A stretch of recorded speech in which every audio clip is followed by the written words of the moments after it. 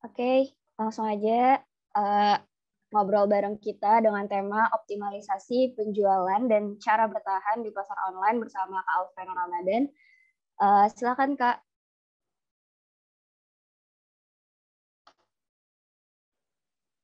Halo, Boleh perkenalan dulu halo, Kak. Gimana kabarnya? halo semuanya. Assalamualaikum warahmatullahi wabarakatuh. Suaraku jelas ya? Waalaikumsalam warahmatullahi wabarakatuh. Iya jelas. Gimana Alhamdulillah. kabarnya Kak? Alhamdulillah, kabarnya baik. Gimana kamu? Kamu siapa namanya? Oh, Eh, aku Emilia. Gimana? Emilia. Panggilannya apa? Emilia. Emil. Oke. Halo Mbak Emil. Aku Alfreno. Angkatan berapa Mbak? Angkatan 2018. Oh, sama dong. Seangkatan kita. Oh iya. Seangkatan. Oke. Boleh perkenalan dulu aja nih Mas. Mungkin teman-teman ada yang pengen kenal lebih dekat sama Masnya. Boleh. Perkenalkan, selamat malam semua. Nama aku Alfreno Kautsar Ramadan. Sekarang anak manajemen FEB UGM 2018. Jadi paling banyak yang seumuran di sini sama aku. Aku asli Jakarta dan sekarang menjadi founder dan CEO Frozen Milk by Algendas.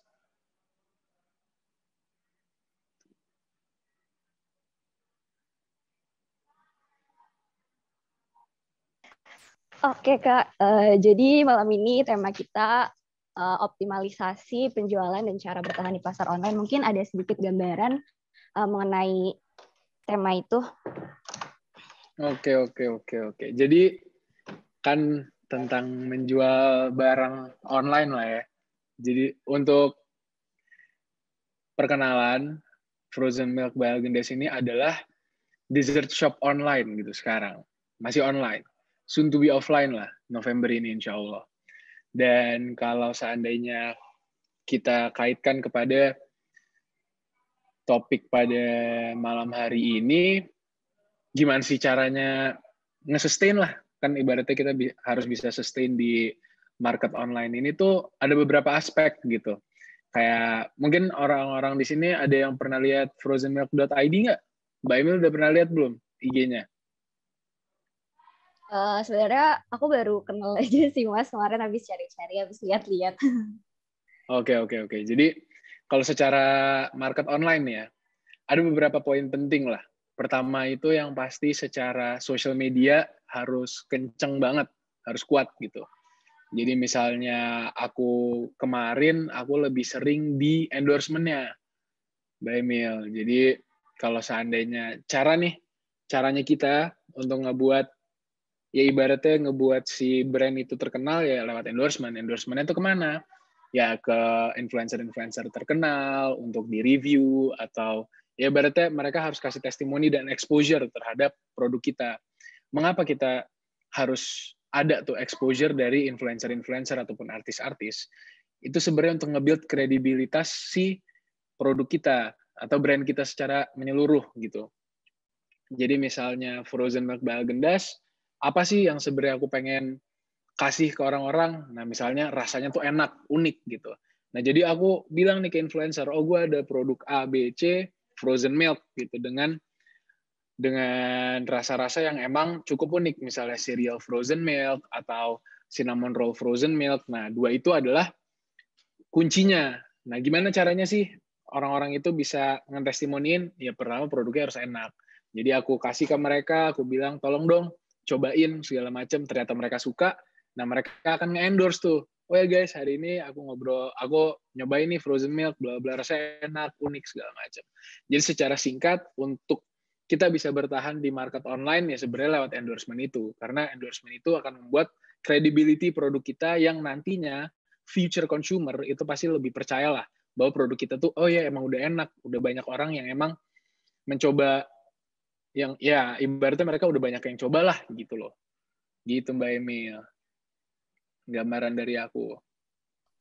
Oke, kalau gitu menurut kakak pasar online itu sebenarnya apa sih? Kayak gitu. Pasar online tuh luas ya. Kalau dibilang apa sih, karena kan itu emang udah pasar ya. Itu isinya semua pembeli gitu. Tapi ya mungkin aku ngobrolin skalanya, skala pasar online ini luas. Jadi kawan-kawan ketika bikin produk, kamu harus udah mikirin nih, target kamu ini harus ke segmen mana gitu. Misalnya aku frozen milk, aku tahu bahwa frozen milk ini nggak bisa nih, misalnya aku dari Jakarta, ada orang yang mau beli dari Jogja, nah itu nggak bisa pengirimannya. Nah itu harus dipikirin juga tuh sama kalian semua ketika mau buat bisnis online. Apakah bisnis online kalian ini hanya mencakup daerah sekitar kalian, atau bisa nationwide shipping, atau emang kalian fokus kepada, oh ya, aku pengen mulai di Jakarta dulu, nanti aku buat reseller. Kayak aku nih, frozen milk, aku pertama buat di Jakarta, terus alhamdulillah punya reseller di Tangerang, terus punya reseller di Bandung. Kenapa aku buat reseller? Supaya aku bisa ngirim tuh ke orang-orang. Kalau seandainya dari Jakarta ke Bandung tuh kan ongkirnya mahal gitu. Nah jadi ya itulah, secara general market online itu market yang sangat luas. Justru kita yang harus membatasi. Nggak bisa kita cuman, oh ya gue pengen jualan online, tapi kita nggak tahu nih market kita mau kemana. Ntar kalang kabut segala macam, nah itu menjadi challenge lah untuk bisnis-bisnis gitu. Oke Kak, tadi Kakak udah ada punya reseller-reseller gitu ya. Nah cara menggait mereka supaya percaya jadi reseller kita itu gimana caranya? Wah kalau dari aku, alhamdulillah mereka semua yang nge-approach. Jadi ya itulah, mungkin itu blessing-nya ya. Jadi pada saat aku mulai frozen milk, 3 bulan, 4 bulan kemudian, udah banyak yang nge-email aku, Kak, gimana caranya nge-franchise segala macem. Padahal aku cuman home production, kan nggak bisa tuh di franchise. Jadi terus aku ngobrol lah sama mereka, oh ya halo, salam kenal, kita dari frozen milk segala macem. Dan akhirnya aku bikin tuh Zoom meeting. Sebenarnya ini kuncinya, dari tadi aku bilang, produk kalian tuh sangat penting. Jadi mereka sebagai reseller pun, brand aku pada saat itu masih belum gede. Masih ya paling followernya 1000-an gitu. Tapi karena endorsement-nya orang-orang bilang enak, karena banyak artis-artis yang ternyata promosiin, nah itulah yang menjadi brand image-ku. Jadi ketika orang tanya, lu gimana sih bisa bikin si reseller itu percaya terhadap produk? Oh, karena gue bikin produk yang enak, dan orang-orang mengulas produk gue secara jujur juga gitu. Jadi tanpa aku harus promosiin brand aku, mereka pun udah tertarik untuk jadi reseller. Kayak gitulah. Itu kuncinya ya kalau di F&B gitu. Kalau produk kalian enak, pasti nanti selalu ada jalannya gitu. Oke, kalau menurut Kakak bedanya pengelolaan di pasar online dan pasar offline itu kira-kira letaknya di mana ya Kak? Pasar online dan offline. Iya. Nah, kalau perbedaan pengelolaan pasti di operating cost-nya ya. Ini kalian semua anak jurusan apa sih ini? Berarti kedokteran Sebenarnya dong semua? iya, sebenarnya kami anak-anak kedokteran semua, cuman tertarik di bidang entrepreneurship gitu. Wih, keren-keren. Berarti nanti jualnya obat gitu. Ya, Tergantung sih ntar. oke. Menarik. Jadi, ya mungkin aku nggak mau terlalu dalam juga ya. Takutnya kan nggak sinkron dengan pengetahuan yang kalian udah punya. Atau mungkin kalian udah ada yang lebih hebat dari aku pun, aku jadi malu nantinya kan. Ya, kalau secara general ya, perbedaan dari online dan offline itu sebenarnya di operating cost gitu. Jadi, ini penting untuk kita ketahuin. Pada saat aku mulai berjualan gitu ya, aku menjual barang-barangku secara online. Kenapa? Karena pertama, itu tuh nggak ada barrier to entry. Mungkin kalian semua udah pernah kenal lah bahwa ketika kalian punya bisnis, kan ada constraint-nya gitu, ada limitations-nya. Jadi ketika kita menjual barang kita secara online, itu tuh limitation-nya kecil. Karena apa? Kita nggak butuh nyewa, kita nggak butuh hire pegawai, segala macam. Jadi limitation dalam hal cost itu hilang pada saat kita memulai bisnis secara online. Tapi beratnya tuh di mana? Beratnya kita itu harus benar-benar, ya kita punya duit 10 juta gitu, taruhlah. Misalnya kita punya duit 10 juta, nah 10 juta itu yang biasanya kalau offline kita taruh ke pegawai, nah ini 10 juta ini kalau kita jualan online itu untuk marketing. Karena itulah cara kita bisa menggait masa, bisa menggait ya future customers dengan cara kita naikin tuh si marketingnya gitu. Nah kalau offline, marketing mungkin nggak seberapa karena orang bisa tertarik dengan tempat kamu. Mereka bisa ngelihat, oh ya bahwa frozen milk ternyata punya offline store gitu. Terus bagus store-nya, nah mereka pasti mau datang. Tapi kita harus bayar untuk pegawai segala macam. Jadi secara fundamental perbedaan yang sangat general adalah kalau online itu akan lebih berat duitnya di marketing, kalau offline akan lebih berat duitnya secara operational cost dalam bentuk pegawai, tempat segala macam. Gitu, Mbak. Oke, Mas. Jadi yang aku tahu nih ya, Frozen Milk itu berdirinya 20 Mei tahun 2020 ya? Ya, sekitaran segitulah. Berarti itu udah masuk masa pandemi gitu kan ya. Nah, gimana cara Mas Edi ngelihat peluang usaha di masa pandemi kayak gitu? Ini kalau sejujur-jujurnya aku buat frozen milk untuk beli jajan aku, teman-teman. Jadi pada saat aku stop kuliah offline, aku harus balik ke Jakarta kan. Nah terus aku balik ke Jakarta, aku di stop duit jajan. Untungnya ada duit jajan simpenan. Nah duit jajan simpenan inilah aku olah lah ibaratnya. Nah tapi ya aku akan sustain sampai detik ini sebenarnya bukan karena aku terpaksa buat bisnis demi uang jajan aku. Sebelum pandemi itu ada, aku udah planning untuk buat frozen milk. Jadi udah 7 bulan aku itu planning untuk membuat suatu dessert shop. Jadi dalam 7 bulan itu aku udah punya resep, aku udah punya konsep dan segala macam.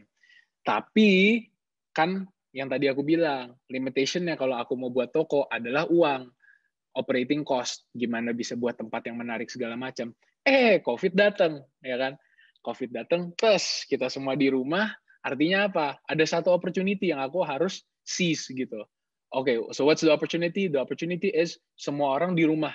Berarti nggak mungkin ada yang di toko, gitu kan? Berarti kalau kita nyewa toko itu akan jadi rugi. Oke, dari situlah ada satu opportunity untuk aku, yaudah deh, gue jualan online gitu loh. Jadi pada saat aku jualan, aku udah punya planning tuh. Oke, marketing frozen milk itu harus ABC segala macam. Gimana cara nge-sustain-nya? Itu sebenarnya simple. Asal kita passionate dan kita devoted terhadap bisnis kita tuh selalu ada ibaratnya 2 jam untuk memikirkan our next step gitu loh. Jadi kayak frozen milk nih. Hari ini kita mau buka PO. Oke, berarti 3 hari ke depan kita harus tahu nih, oh dari PO ini kita harus endorse A, endorse B, endorse C, segala macamnya itu akan menjadi ya ibaratnya tuh patokan kita lah gitu loh.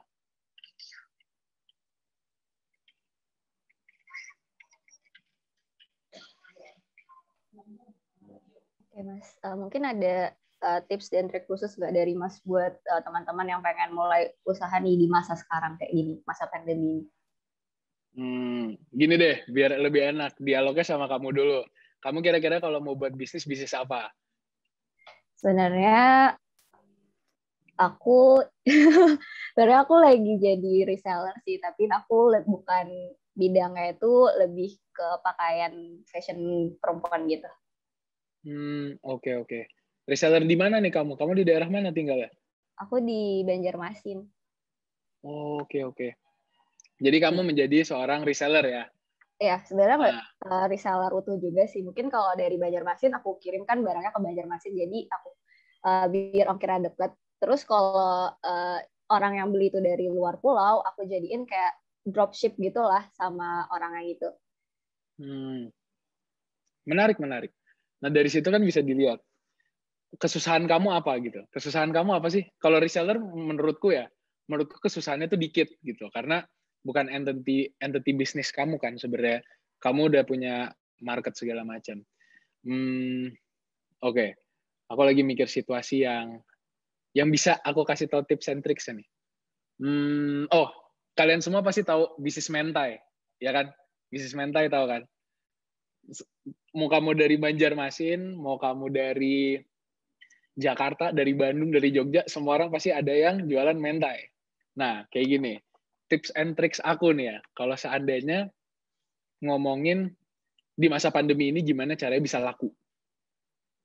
Taruhlah di kota kalian, itu ada 5 penjual mentai, ya kan? 5 penjual mentai itu semua ya pasti warnanya sama, ya kan? Warnanya warna mentai apa sih? Orange gitu.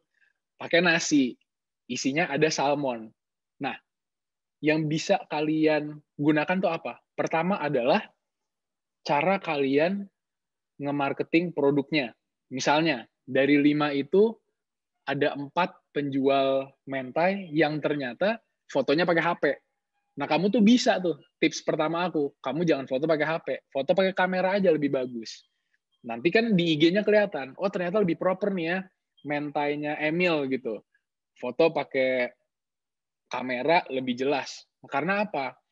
Yang tadi aku bilang kan credibility itu penting. Nah, credibility ini bisa dilihat sama customer lewat fotonya kamu. Jadi kalau kamu udah foto pakai kamera yang bagus, artinya apa? Modal kamu untuk membuat mentai itu tuh gede gitu, effort kamu. Nah, itu akan lebih di-appreciate oleh customer gitu. Jadi yang pertama dari foto gitu. Yang kedua, misalkan dari 5 itu, ternyata Emil paling enak makanannya. Nah, semua orang pasti akan cenderung milih punya Emil ini. Jadi setelah credibility dalam bentuk foto, itu credibility dalam bentuk taste gitu. Taste preference orang-orang. Dari Emil nih, 1 minggu buka PO gitu. Terus 100 orang nyobain, 80 orang tuh testimoninya bagus. Nah, itu kamu bisa boomingin untuk nge-build credibility gitu.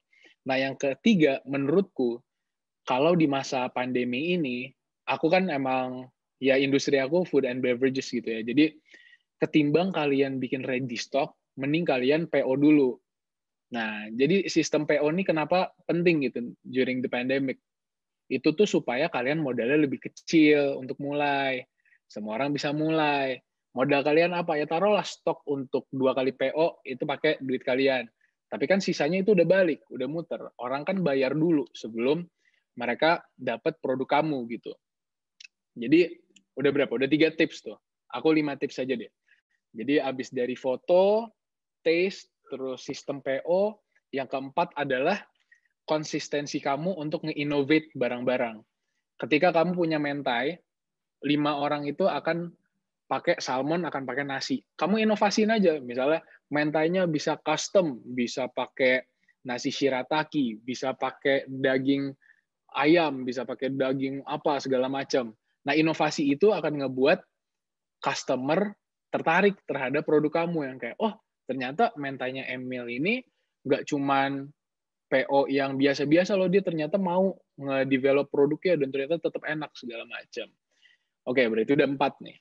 Yang terakhir menurutku adalah kamu jangan jadi orang yang pelit banget. Jangan jadi orang yang hitung-hitungan. Apa sih maksudnya jangan jadi orang yang hitung-hitungan? Nah, itu tuh dalam bentuk cara kamu ngepromosiin produk kamu. Misalnya aku nih, frozen milk ini udah kayak sistem sedekah dulu. Setiap hari Jumat kita kasih ke orang-orang yang kurang mampu. Gitu-gitu. Terus setiap kali kita buka PO, kita kasih ke teman-teman. Jadi emang ya yang nge-build brand aku tuh ya the act of kindness gitu. Jadi act of berbuat baik itulah yang ngebuat brand frozen milk tuh kuat. Bahwa oh ya setiap Jumat kita sedekah ke orang-orang. Oh iya ternyata setiap kali dia buka PO ada nih artis-artis yang ternyata dikirimin secara gratis. Gitu-gitu kan sebenarnya hal-hal kecil lah, cost-cost kecil yang mungkin orang terlalu pikirin, oh ya gue bisa rugi segala macam. Aslinya mah enggak, ikhlas aja. Kalau menurut gue tuh untuk jadi pembisnis yang hebat, untuk membuat bisnis yang sangat baik, itu tuh kalian harus menjadi orang yang baik. Itu tips aku lah. 5 tips aku ya. Tuh. Nih, keren banget nih, Mas. Oh ya, kira-kira waktu Mas mempersiapkan frozen milk ini, budget yang dipersiapkan tuh berapa sih?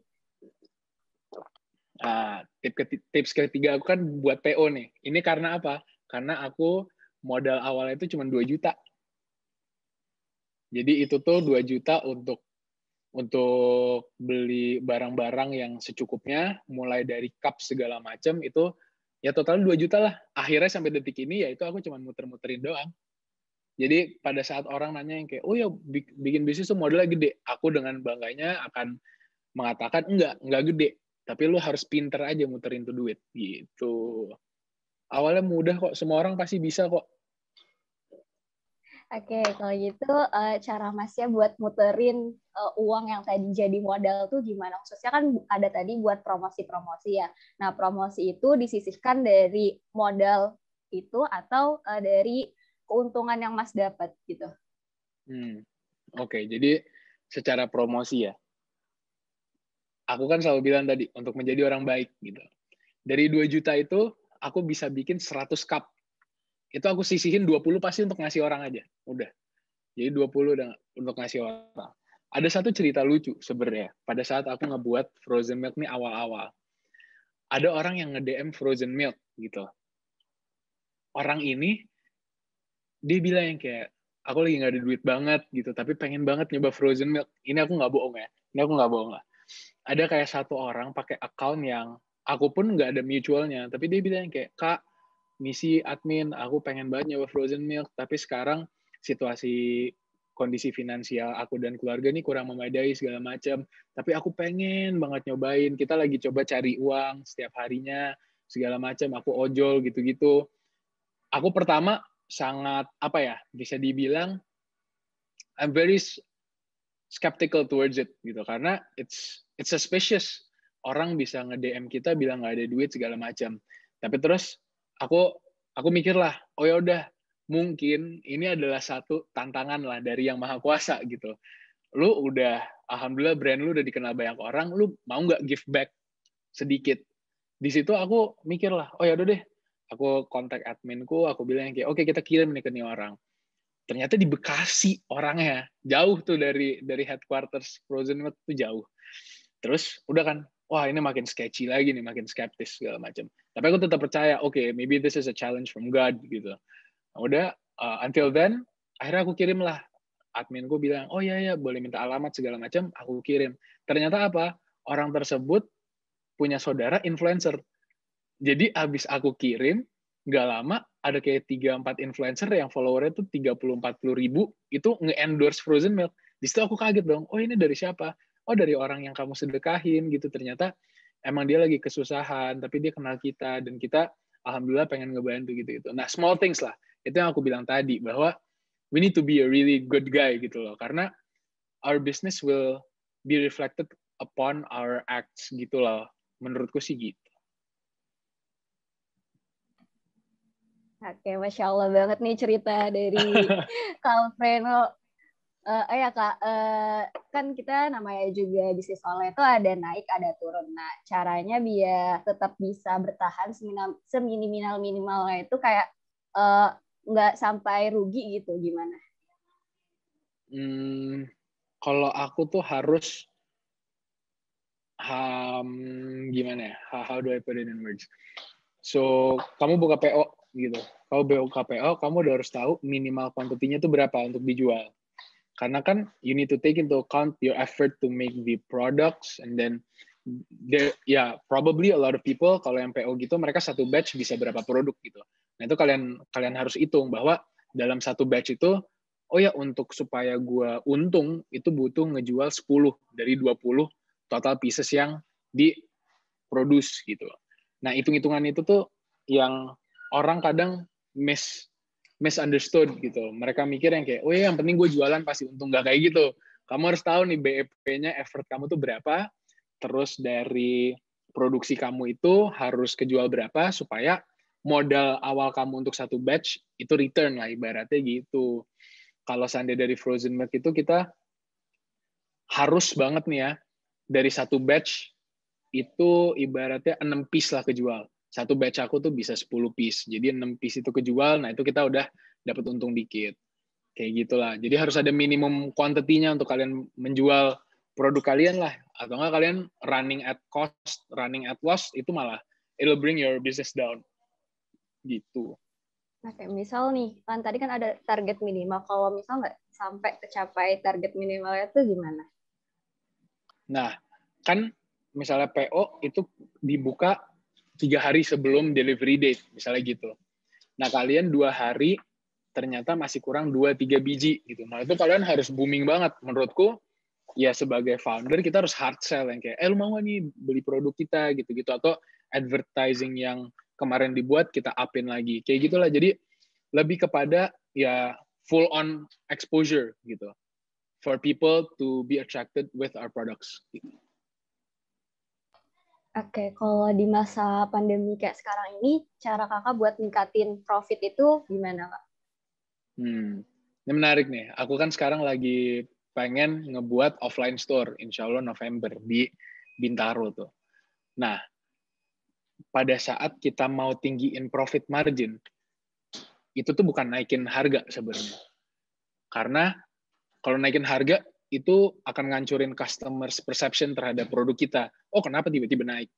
Sebenarnya kita tuh harus bisa nge-press cost of goods sold-nya. Atau gimana ya? Bahasa Indonesia tuh HPP, harga pokok produk. Nah, harga pokok produk itu.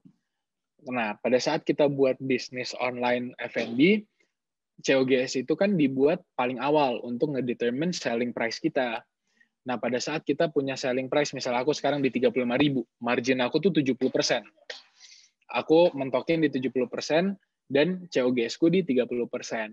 Nah, kenapa itu penting? Karena kedepannya aku pengen upscale. Nah, 70% ini nanti untuk yang bayar operational cost offline store gitu. Nah, jadi kita punya selling price 35.000 gitu kan. Kita punya modal untuk bikin barangnya 10.000. Margin kita adalah 25.000 tuh di situ. Nah, gimana caranya kita bisa ningkatin profit? Kita turunin lagi nih, modal 10.000 itu jadi 8.000. Oke, caranya gimana sih, Kak? Caranya itu kita harus find the right supplier. Kita harus benar-benar lihat suppliernya. Kalau aku sekarang masih lewat Tokped gitu kan. Tapi ternyata aku bisa nih langsung telepon nih, misalnya susu produk A gini. Mas, kita pengen nih pakai susu produk A segala macam. Berapa ya kira-kira harganya? Nah, itu bisa turun tuh di 2.000 rupiah lah bedanya. Nah, itu kan bisa gede. Margin kita bisa makin gede lagi. Jadi di situ sih triknya untuk meningkatkan profit margin itu sebenarnya dari menurunkan production cost kita gitu. Oke, Kak.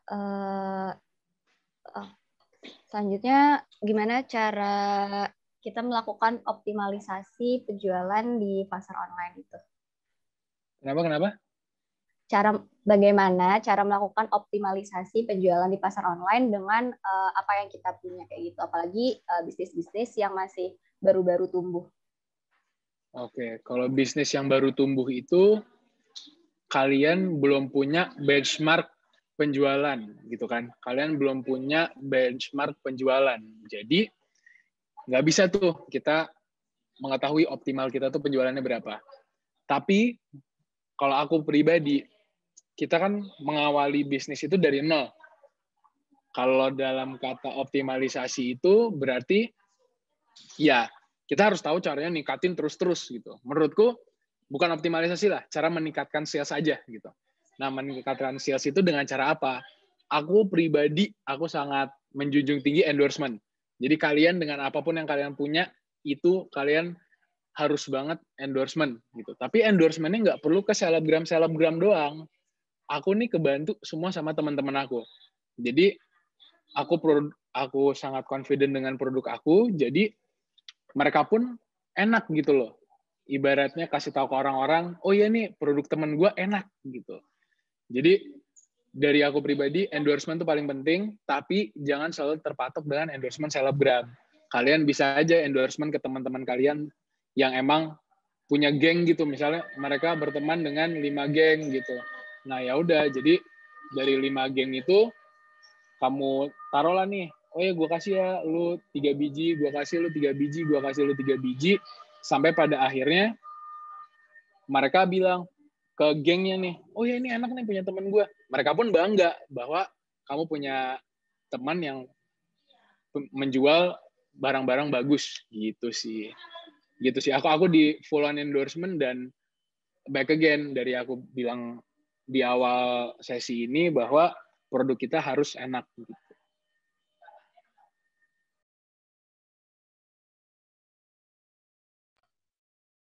Oke, Mas. Jadi cara meyakinkan Mas buat konsumen itu untuk percaya dan membeli, apalagi ini kan makanan sama minuman ya, itu gimana? Ya, dan gimana itu kayak biar mereka itu bisa balik lagi, beli lagi, kayak nggak bosen gitu sama produk yang kita punya. Oke. Jadi pada saat aku mulai frozen milk, yang aku ingat adalah our product is the key to our business success gitu. Jadi produk itu bisa dari rasanya, bisa dari brand image-nya segala macam. Jadi emang ya produk itulah yang harus kita kotak-atik tiap hari gitu. Jadi pada saat aku nge-launch cereal frozen milk itu harus benar-benar enak. Baru aku pede launching. Nanti abis itu ada cinnamon roll frozen milk, harus enak juga. Nah, di bisnis itu ada 4 kuartal. Ada kuartal 1, kuartal 2, kuartal 3, kuartal 4. Ketika kita nge-introduce 2 produk di kuartal 1, itu akan mengalami penurunan sales di kuartal 2 dan kuartal 3. Karena apa? Ya nggak semua orang selalu bakal pengen rasa itu kan. Pasti mereka pengen ganti. Nah, pada saat trennya udah kelihatan turun, kita harus mencoba semaksimal mungkin untuk ngasih produk-produk baru. Jadi pada saat 2 flavor itu rada-rada turun, ya udah mereka habis itu akan DM nih, oh Kak ada flavor baru nggak ya? Nah terus aku launch. Waktu itu aku ada peanut butter banana. Terus habis itu aku ada red velvet. Terus aku ada brownies. Terus sekarang our newest product itu cookies. Jadi it'll keep the customers attraction di our reach gitu loh.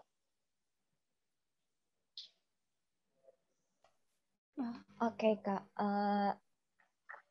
Dari Kakak ada gimana cara buat ningkatin penjualan kalau via web kayak gitu nggak? Sebelumnya Kakak udah ada via web gitu nggak sih, Kak, penjualannya? Via web tuh maksudnya gimana? Mungkin kayak biasanya kan ada website khusus gitu buat customer beli punya kita. Oh, aku enggak sih. Aku belum sampai tahap website. Shopee, Tokopedia itu pun aku nggak masukin karena it's too risky untuk produkku. Karena produkku nggak di segmen situ. Karena kita produknya itu frozen milk dan emang ketahanan di delivery-nya itu nggak terlalu panjang, itu akan menjadi suatu risk kalau seandainya aku enter di situ. Jadi aku sekarang enter di IG aja secara DM, nanti ke depannya kita ada GrabFood dan Gojek. Oke. Jadi sementara itu via GrabFood sama Gojek yang dipakai WA gitu ya? Yes, betul. Oke, kalau boleh tahu nih Kak, apa aja sih hambatan yang Kakak alami saat awal-awal memulai usaha ini dan gimana cara mengatasinya? Oke. Hambatan yang pertama adalah pasti dalam ya si PO itulah, ya kan. Jadi ketika kita open PO ternyata PO dalam sehari itu nge-exceed kapasitas production kita. Wah itu kan rumit juga tuh. Dulu tuh mesinku masih belum yang besar segala macam. Jadi ya it's a challenge for us karena tiba-tiba oh ya demand-nya tinggi. Kita udah keburu buka PO gitu. Nah kita harus benar-benar nge-fulfill PO tersebut kan. Nah itu challenge-nya. How to overcome it ya pasti we need to take more effort. We need to spend more cost. Dengan cara apa? Oke, I'll gather like 2 other people, terus mereka akan jadi workerku untuk hari itu segala macam. Jadi ya, we need to keep it balance juga kan. Oke lah, kita PO-nya 200 cup dalam satu hari. Tapi nggak mungkin cuma aku dan adikku doang kan. Pasti harus ada orang lain. Nah, itu extra cost gitu. Jadi ya, intinya di bisnis ini kita harus mengimbangin lah cost dan profitnya segala macam. Oke, jadi karena bisnis ini balik lagi kan nggak selalu berada di atas, kadang kita ada titik terendahnya. Nah, cara Kakak saat berada di titik terendah dalam memulai bisnis ini dan gimana gitu mengatasi saat-saat tersebut? Oke. Ya, I need to say this to everyone. Kalau kalian mau buat bisnis itu hal yang susah. Jangan cuma mikir bisnis itu pasti buat duit lah untuk kalian. Behind that success itu pasti ada great sacrifices, and yeah, I've been through it gitu. Pada saat aku mulai bisnis, aku selalu pegang kata-kata, ya ibaratnya kata-kata orang lah. If you start something, you need to always move forward. You can't move backwards gitu, or you can't stop gitu. Karena once you stop, you lose that motivation gitu. Tapi once you keep on going forward, ya kamu nggak mungkin dong kalau ya gini deh, ibaratnya gini. Misalnya kamu jalan gitu. Kamu jalan pakai mobil, taruhlah pakai mobil gitu. Kamu jalan pakai mobil, kalau kamu stop, kamu akan mikirin banyak hal gitu. Tapi kalau kamu selalu jalan, kamu tuh yang penting ke depan. Kamu nggak peduli terhadap ke samping, bla bla bla. Nah, same goes kalau seandainya kita membuat bisnis. I need to say that, ya kalau kamu mau buat bisnis, keep in mind you need to move forward. Kamu nggak boleh stop doang gitu. Karena pada saat kamu stop, you'll overthink a lot of things yang membuat kamu stagnan. Nah, disitulah kadang, ya poin aku waktu di bawah itu kadang aku ngerasa stagnan aja gitu terhadap bisnis. Kayak, oh ya, ternyata gue udah stop nih di sini. Mulai kan mikir yang kayak, oh apa gue harus lanjut segala macam. Nah, how to overcome that sebenarnya itu inovasi yang dari tadi aku bilang. Kamu akan pengen maju terus ketika kamu udah menemukan satu hal yang baru. Nah, dari produk-produk itu, misalnya aku udah stagnan di sereal sama cinnamon roll. Aku nggak kepikiran nih ternyata, oh gue nggak tahu nih mau bikin resep rasa apapun, apa aja gitu. Nah, terus aku lagi stagnan, aku lagi mikir, aku cobain lah tuh. Aku biasanya market research. Aku lihat ada rasa-rasa apa sih sebenarnya yang menarik untuk dijadiin frozen milk. Oh, ternyata ada nih 2 rasa baru. Ya udah, I'll keep moving forward by doing research and development. Gitu. Aku coba-cobain bikin red velvet dan brownie segala macam. Jadi ya, how to overcome my, ya ibaratnya my downside, itu tuh sebenarnya my motivation to keep on moving forward gitu. Oke Kak, lanjut gimana sih cara biar SEO atau optimasi mesin pencarian dalam pemasaran digital kita itu bisa meningkat seperti itu? Oke. Kan ya aside from exposure ya, mungkin aku udah sangat nge-emphasize exposure dalam bentuk marketing gitu-gitu. Dalam bentuk endorsement, aku juga sering banget di IG Ads, itu udah pasti. IG Ads itu dipakai untuk SEO supaya search engine-nya tuh mereka akan selalu taruh brand kita di atas gitu. Tapi brand name itu cukup penting loh. Misalnya frozen milk gitu. Karena dikit kompetitornya atau ya ibaratnya dikit orang yang pakai kata frozen milk. Nah, itu tuh sebenarnya menjadi uniqueness untuk SEO. Jadi pada saat kalian type frozen milk gitu, apalagi di Indonesia, frozen milk Indonesia, yang keluar sebenarnya frozenmilk.id-nya kita. Gitu loh. Karena nggak ada lagi orang yang pakai brand frozen milk. Itu satu ya, brand name. Yang kedua sebenarnya di seminar-seminar kayak gini. Kalau ya mungkin aku kan CEO dan founder ya gitu.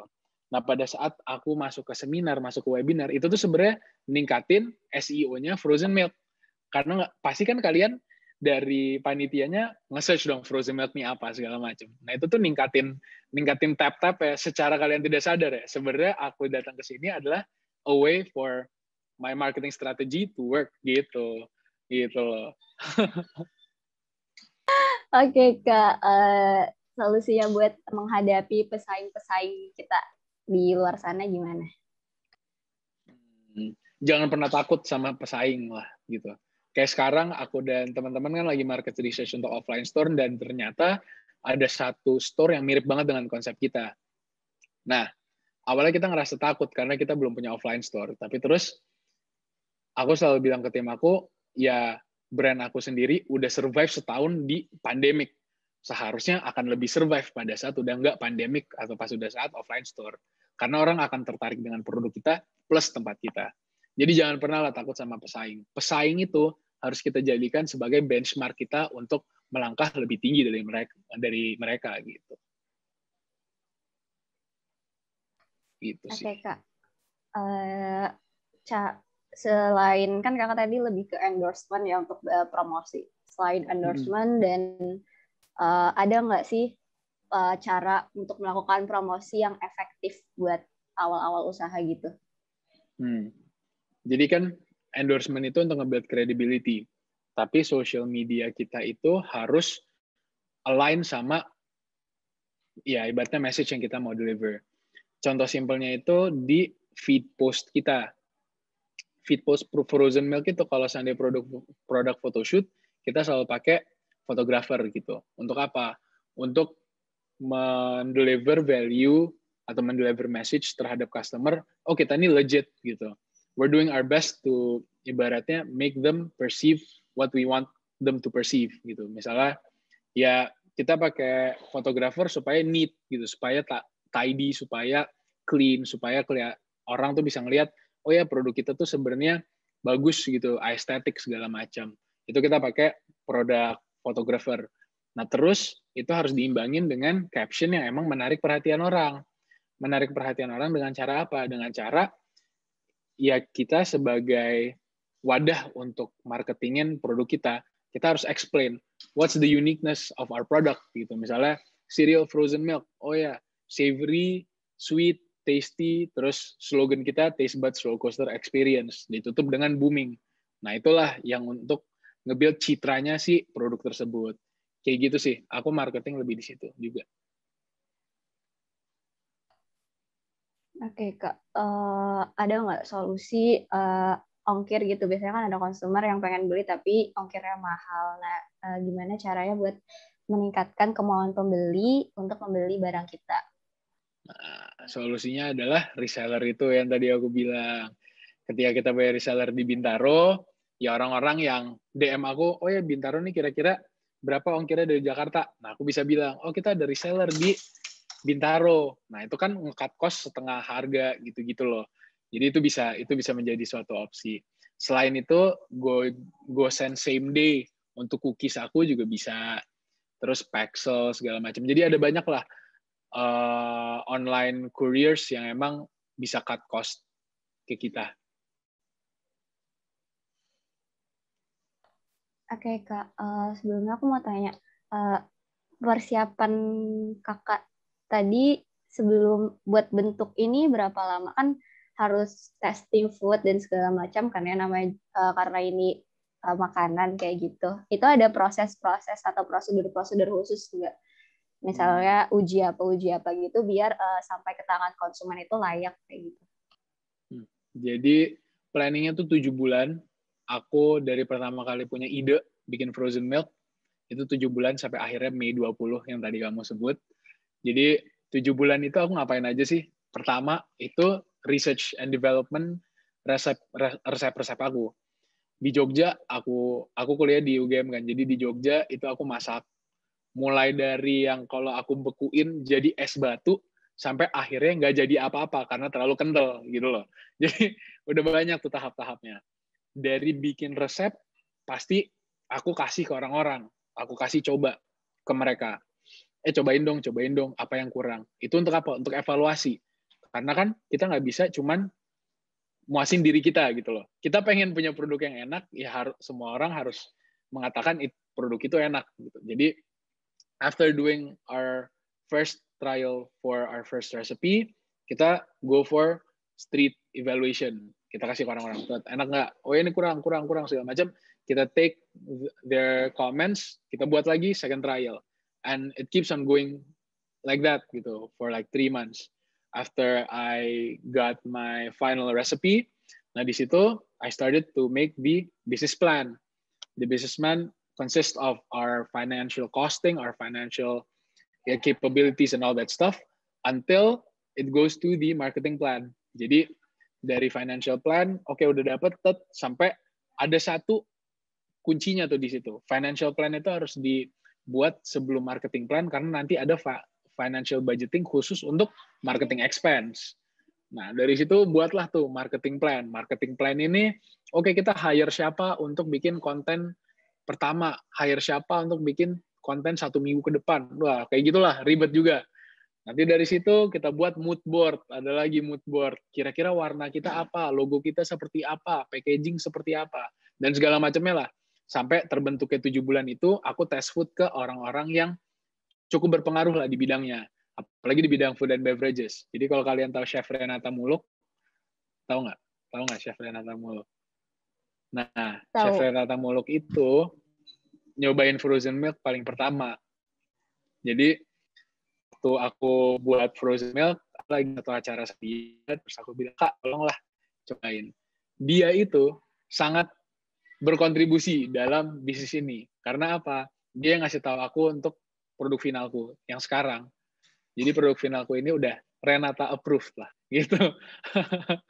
Jadi ya dia yang bilang, oh ini produknya enak. Dan nama frozen milk itu dari dia, kawan-kawan. Jadi pada saat dia nyoba, es krim ya, ini bukan kayak gelato.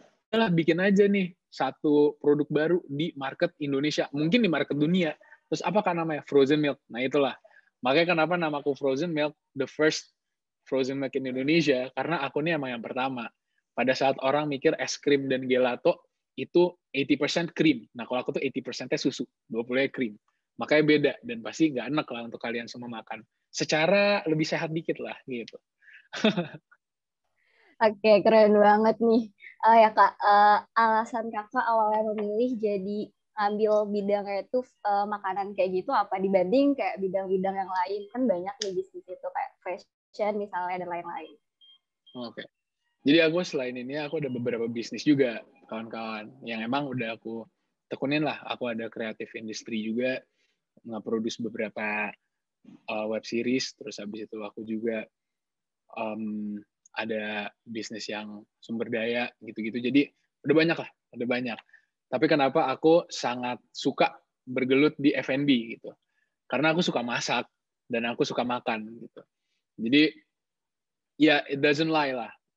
You do something that you're passionate about, pasti it'll bring you huge success. Kayak aku suka masak, aku suka makan, ya akhirnya aku bergelut di F&B. Nah, akhirnya aku bisa menceritakan ya experience aku kepada kalian. Itu kan pasti karena passionate juga aku terhadap F&B-nya. So ya, kalau kalian emang pengen buat suatu bisnis, do a business yang kalian tuh suka banget gitu. Jangan yang cuman, oh ya ini kayaknya bakal ngasilin banyak duit, jangan kayak gitu juga. Oke Kak, mungkin kita buka sesi pertanyaan dari teman-teman kali ya, biar siapa tahu nih banyak banget yang pengen nanya. Dari teman-teman yang pengen tanya-tanya sama Kak Alfreno, boleh raise hand. Silakan. Mungkin dari apa yang disampaikan Kak Kaya tadi masih ada yang kurang jelas bisa ditanyain, atau pengen tanya-tanya yang lain juga boleh banget. Keren-keren. Di sini ada yang dari UGM nggak? Ada. Kak Rosa dari UGM. Bukan ya? Bukan. Siapa ya dari UGM kok aku lupa. Kayaknya ada deh Kak dari UGM. Seru. Oke, dari teman-teman ada yang mau ditanyain gak nih?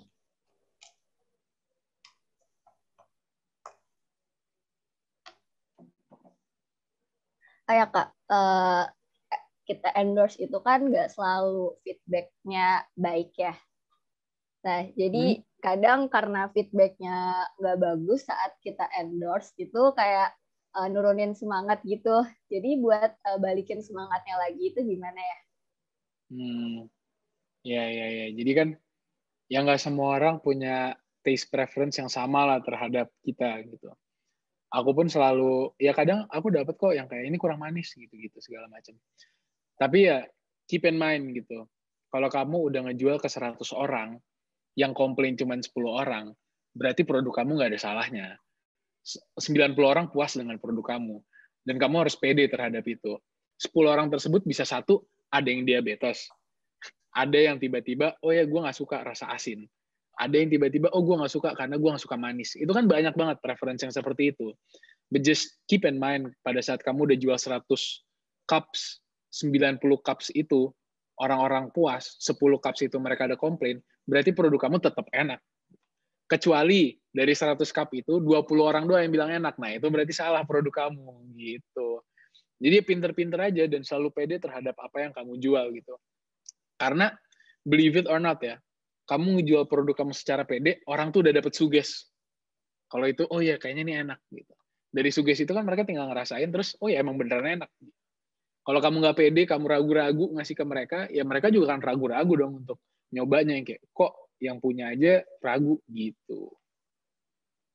Oke Kak, jadi sebelum Kakak mulai itu, Kakak cari targetnya dulu kayak siapa, atau produk dulu yang Kakak siapkan, terus targetnya yang ngalir gitu?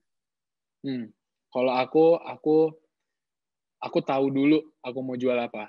Kadang orang ada juga ya yang market research dulu, mereka mau segmen mana. Kalau aku, karena aku suka masak dan aku suka makan, aku lebih pengen produk aku dulu sampai enak, baru aku menyesuaikan pasarnya.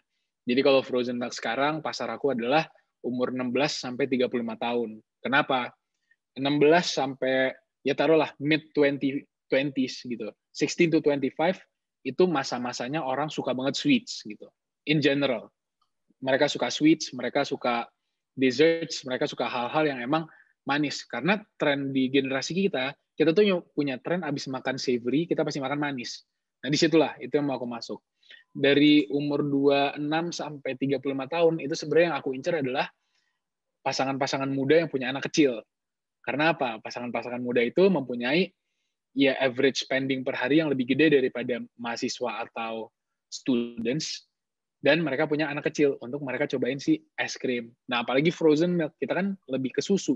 Jadi orang pun lebih pengen beli juga kalau pasangan muda yang punya anak kecil gitu.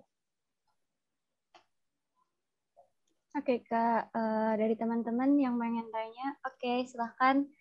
Ada Kak Aisyah, boleh langsung on mic aja, Kak. On cam juga boleh, biar sekalian kenalan sama Kak Iya, Alfredo. boleh dong. Boleh dong. Ini pandemi ini jarang ketemu orang ya kayaknya. Iya, di rumah aja. Izin tanya Kak, mohon maaf on cam, soalnya lagi dia. Izin tanya Kak, kan tadi kan Kakak udah jelasin ya Kak tentang modalnya tadi dari endorsement, dari produk Kakak, packagingnya, bahan. Nah, cara Kakak buat tentuin harga jualnya biar nggak terlalu mahal, gitu gimana ya Kak? Misalnya kayak cara Kakak ngitung buat Kakak ngejualnya sama Kakak dapat keuntungannya berapa tuh, gimana ya Kak? Oke. Makasih Aisyah. Kamu dari mana nih? Kamu dari kuliah mana? Dari Unjani, Kak. Oke. Jadi kalau nentuin selling price, itu pasti yang pertama kali kita harus lihat adalah kamu nih mau di segmen mana gitu. Karena kan ya kayak es krim itu ada yang mahal, ada yang murah, ya kan. Kamu harus tahu nih kamu mau di segmen mana. Kalau aku kan emang segmen menengah ke atas gitu. Ya ibaratnya middle class income itu yang aku pengen penetrate. Nah, pada saat aku tahu middle class income itu average spending-nya berapa untuk makanan per hari, taruhlah 200.000, 300.000. Nah, di situ aku harus tahu aku mau main di aspek mana nih. Misalkan, aku di Jakarta. Aku harus lihat dessert shop di Jakarta ini berapaan. Ternyata price range aku nih cukup kompetitif. Aku satu cup itu cuman di harga 35.000, kompetitif di Jakarta. Di Jakarta rata-rata kalau artisanal ice cream itu sekitar 45.000, 50.000. Aku menang di situ. Nah, aku udah tahu nih bahwa price range-nya itu di angka 40 sampai 50.000. Terus aku harus buat produk aku. Nah, produk aku ini kita harus benar-benar ibaratnya food costing-nya tuh benar baik lah gitu. Jadi food costing ini ada satu teori yang fundamental. Kenapa? Karena food costing itu kamu harus punya resep yang benar-benar precise, terus kamu taruh resep tersebut sebelahan dengan harga bahan baku. Nanti kamu kalikan segala macam, terus nemulah harga di satu cupnya berapa. Harga satu cup ini di F&B itu cuma boleh 30% of your, ya ibaratnya from 100%, 30% needs to be your COGS, the other 70% needs to be your profit margin. Jadi caranya adalah aku taruhlah costing aku kan misalkan 5.000 gitu. Nah, 5.000 itu aku bagi 30%, supaya aku tahu 70% margin tuh kalau aku jual di angka berapa. Nah, kayak gitu loh. Pokoknya intinya, sebagai pedoman aja, margin di F&B itu paling minim tuh 60-70%. Itu untuk kamu ngeset selling price. Gitu, Aisyah.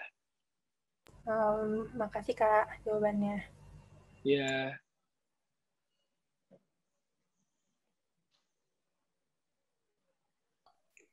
Oke, dari teman-teman yang lain mungkin ada yang ingin bertanya dengan Kak Alfredo. langsung raise hand aja yang mau nanya. Kayak Kak,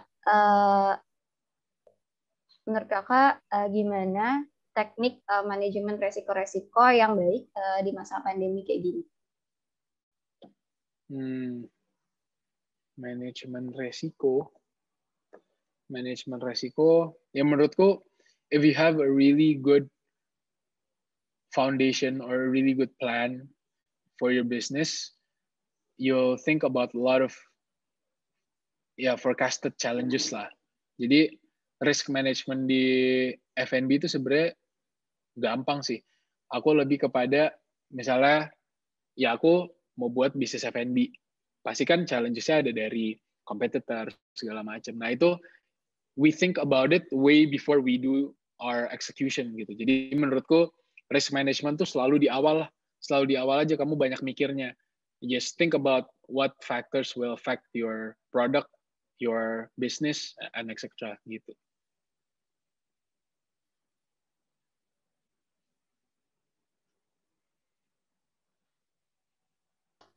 Oke Kak, gimana cara Kakak, menurut Kakak nih, skema perputaran uang yang baik dalam proses jual beli di masa sekarang itu?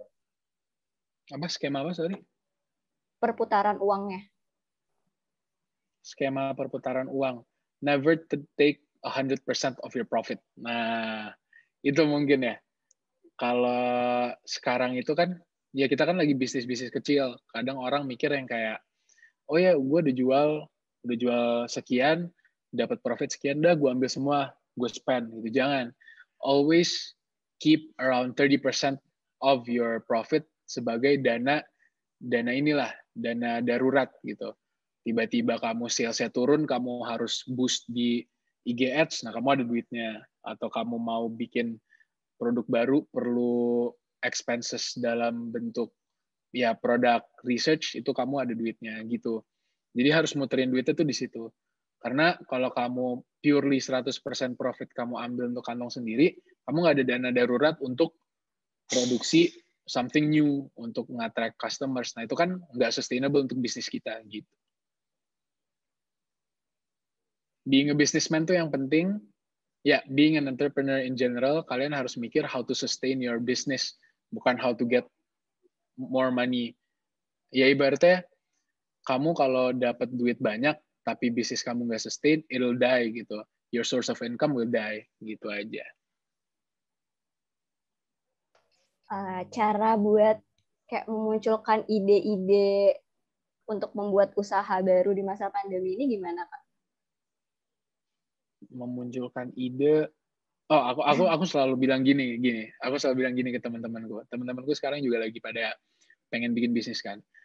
Ini mungkin untuk kalian semua lah, 74 orang di sini yang aku bisa bilang, cara kamu mau buat bisnis, itu pertama, kamu lihat dalam satu hari, itu kamu biasanya paling sering ngapain. Misal, kamu paling sering belanja baju, ya kamu harus tekunin tuh berarti di daerah fashion, berarti kamu suka banget fashion. Kamu dalam satu hari itu sukanya masak, gitu. Ya berarti kamu ada bakat untuk bikin F&B. Atau kamu satu hari sukanya olahraga.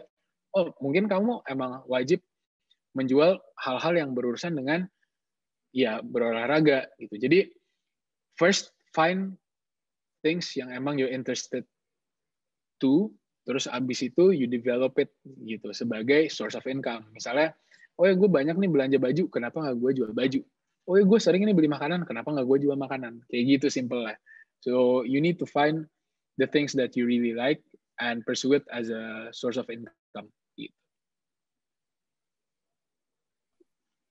Oke Kak, buat teman-teman yang mau tanya-tanya nih, ayo silakan langsung di raise hand aja. Masih kita tunggu, masih bisa nanya-nanya. Kalau masih bingung sama yang disampaikan tadi, boleh ditanyain ulang nggak apa-apa kali ya Kak, biar jelasin lagi. Boleh.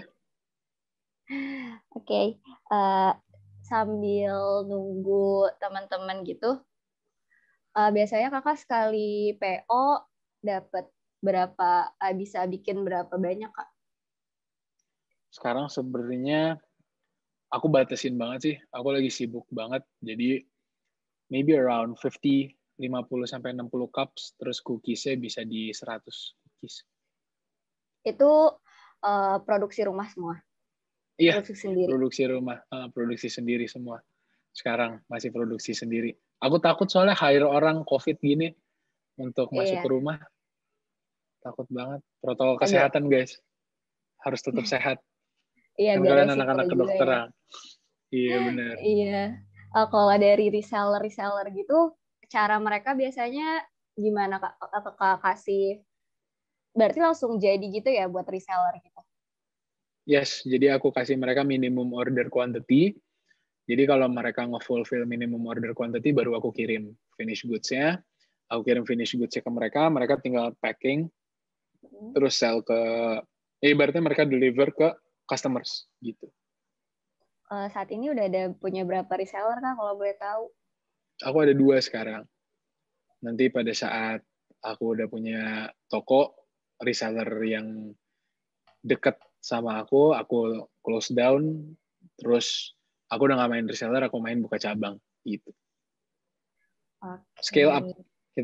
Kita lagi berusaha scale up, kawan-kawan. Insya Allah. Oke, dari teman-teman masih bisa nih kalau mau ada yang tanya-tanya. Mungkin dari, ya silakan Mbak Fania. Kayaknya udah pengen nanya-nanya dari tadi deh. Silakan Mbak. Oke, makasih Emil, makasih juga Kak Alfreno tadi untuk materinya yang keren banget. Perkenalkan, aku Fania dari Universitas Jenderal Sudirman Purwokerto. Izin tanya ya Kak, tadi juga mungkin udah disinggung sedikit. Jadi kan kalau tadi Kak Alfreno juga cerita ketika memulai ide bisnis itu juga waktu mahasiswa gitu ya Kak ya. Nah, sebagai mahasiswa nih Kak, kadang-kadang kan kita itu kalau mau memulai bisnis udah coba-coba nih, terus di tengah-tengah itu udah jalan, teman-teman terdekat kita, circle kita udah mulai mau beli, terus kita harus ningkatin lagi nih promosinya, karena berarti orang-orang terdekat kita udah beli, harus ada effort yang lebih. Nah, di situ terus mulai kewalahan, terus mulai kayak susah bagi waktunya, kayak gitu Kak, sebagai mahasiswa. Padahal di sini kita juga belum bisa nih, misalnya mau minta tolong, minta misalnya rekrut pekerja gitu juga belum bisa. Itu gimana sih Kak cara mengatasi itu biar tetap jalan dan biar tetap konsisten gitu? Makasih Kak. Iya, sama-sama. Halo, salam kenal Fania. Sukses, sukses. Jadi, kalau dari aku ya, aku tuh ngerasain banget yang kamu bilang, bahwa kewalahan itu aku ngerasain banget. Jadi, dulu itu aku buka PO setiap hari gitu. Jadi PO-nya tuh aku setiap hari ibaratnya aku kerja gitu. Lama-kelamaan ya things started to get bumpy gitu. Karena karena kita sebagai mahasiswa tuntutan nomor 1 adalah akademik, lulus dengan nilai yang cukup baik gitu ya. Jadi ya kita nggak bisa kewalahan di bidang itu. So around 2 weeks, 2 minggu itu aku benar-benar setiap hari aku produce sampai di titik dimana ini udah nggak sehat gitu. By what I mean it's not sehat, itu benar-benar nggak sehat, aku harus begadang segala macam kan. Dari situ aku akhirnya mikir, oke, semua orang berarti punya interest terhadap produk aku. Tapi ini tuh harus aku gunain untuk marketing aku juga. Jadi aku gimana? Aku bikin tuh dari yang tiap hari, aku bikin cuma 3 hari. Orang jadi makin penasaran dong, cepet habis. Nah itu tuh harus kamu redirect. Jadi, sekarang PO-nya cuma 3 hari. Nah itu jadi kan nunggu tuh. Dari 100 orang itu mereka cuma bisa per hari misalnya 30. Nah itulah yang menurut aku artnya di bisnis gitu. From a limitation yang kamu hadapin, kamu bisa bikin itu sebuah opportunity untuk ibaratnya untuk nge-build, untuk nge-scale up bisnis kamu. Jadi dari aku yang tiap hari, aku mikir, oke, berarti semua orang punya interest terhadap produk aku. Nah, ini nggak boleh aku yang kewalahan. Seharusnya mereka yang ngerasa kewalahan untuk dapetin produk aku. Nah, di situ aku bilang, oke, kita cut deh. Untuk pre-orders kita 3 hari. Jadi dalam seminggu 7 hari, aku kuliah biasanya 4 hari, 3 harinya itu aku sisihin untuk kerja gitu. Jadi ya time management is key. Tapi what is more important is how you turn your challenge into an opportunity. Gitu. Menjawab nggak, Mbak Fania? Oke, siap. Saat menjawab, Kak. Makasih. Terima kasih. Oke, makasih Mbak Fania. Mungkin kita tunggu satu pertanyaan lagi kali ya. Boleh. Dari teman-teman yang pengen tanya-tanya nih, langsung aja di raise hand.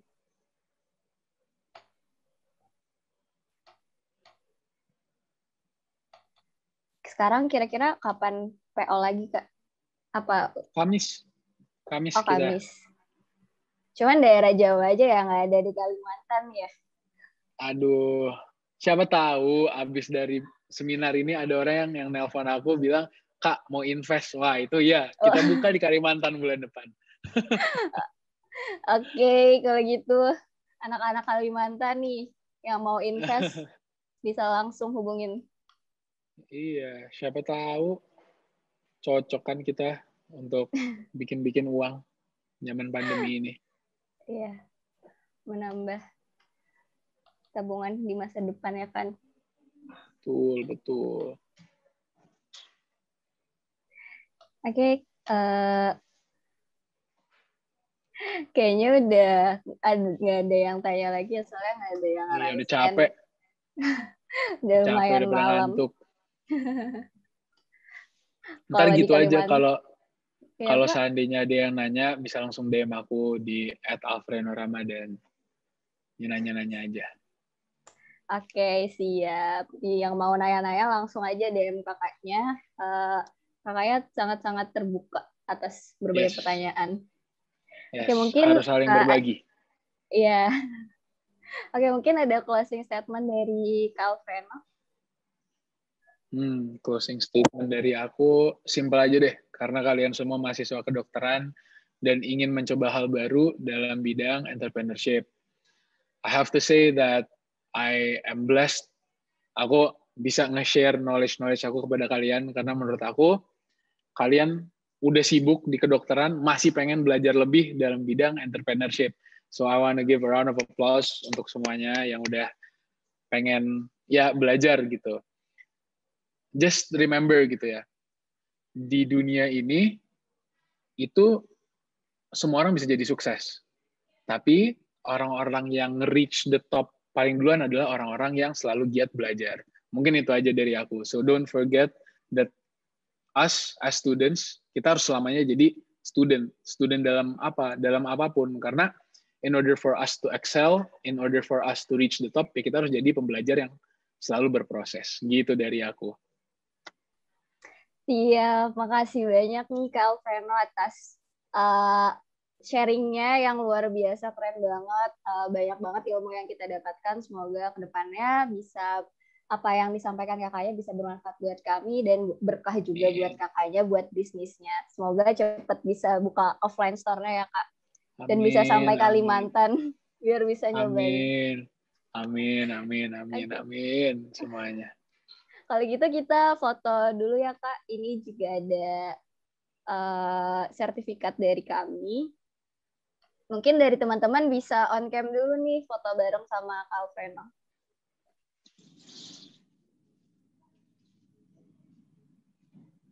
Oke. Aku hitung ya Kak. 1, 2, 3. Oke, sekali lagi. 1, 2, 3. Mungkin yang kita full ya, yang nggak usah tampilin sertifikat sekali. Biar kelihatan mukanya semuanya. Oke, ayo yang belum on cam masih ditunggu biar on cam. Nah, udah mulai rame nih yang on cam. Oke. Aku hitung ya.